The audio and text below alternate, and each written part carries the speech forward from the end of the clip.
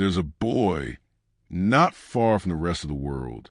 He lives in a house where voices echo louder than intentions, where people speak but rarely say what they mean. His grandfather lives just a few streets away, close enough to visit, far enough to forget. The old man is known in the neighborhood for walking slowly, speaking rarely, and listening like it matters. Some kids think he's odd, but the boy thinks he's different. But he hasn't visited him in months, maybe years. Life gets loud, people get busy, and pain quietly piles up. One day, the boy can't take it anymore. Not because something terrible happens, but because nothing does. He feels stuck in silence, drowning in the noise around him.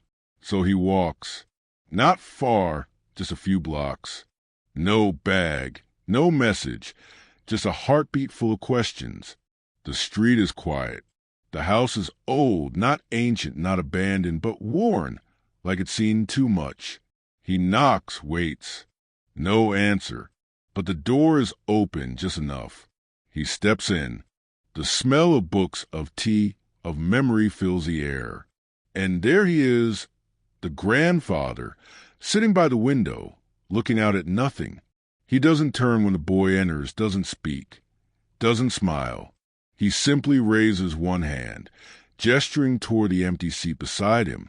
No words, no questions, just space. The boy sits, and for a while that's all there is. Silence, but not the painful kind, the kind that makes you breathe again. Minutes pass, maybe hours, but the boy doesn't count. Then a whisper from the old man. There's a river that never stops flowing. The boy looks over, confused. The grandfather continues. It moves whether anyone notices or not. It doesn't fight the rocks or the trees. It just flows. The boy doesn't know what to say, so they sit again until the sun dips low.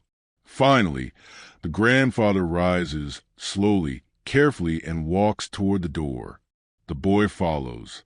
They step outside. And there it is, the river, running quietly beside the house. It's not grand, not roaring, just steady. The water flows past without hurry. Why does it never stop? The boy asks. The old man looks down at the water. Because it doesn't need to, he replies. It knows where it's going, even if it can't see the end. The boy sits by the river for hours, doesn't speak, just watches the water, the way it moves around the rocks, the way it doesn't fight the obstacles in its path. Weeks pass.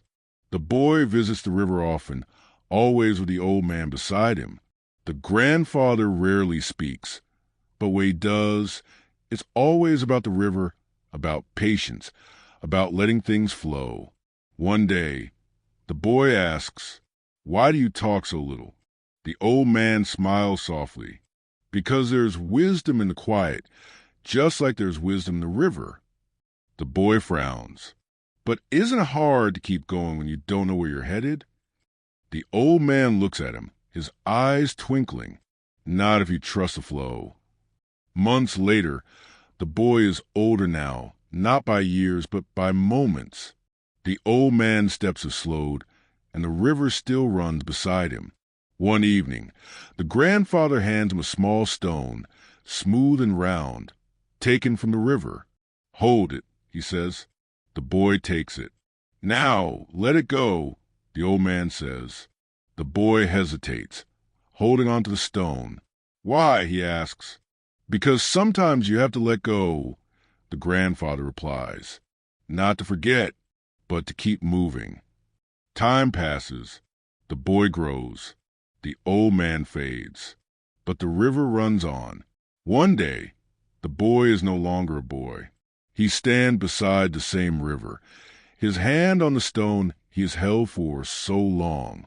The old man is gone, but his lessons are with him, steady like the river. Sometimes people spend their whole lives searching for answers, racing against time, trying to figure out where they're going. But the greatest wisdom lies in learning to trust the flow of life, in accepting that we don't always need to know the destination. Life like the river, moves forward whether we're ready or not. The key isn't in fighting against the current, but in understanding that every moment, every step, has its purpose. So, remember this. You don't need to have all the answers. Sometimes, simply trusting the process and letting go of the need to control everything is a way to find peace. Like the river, just keep flowing.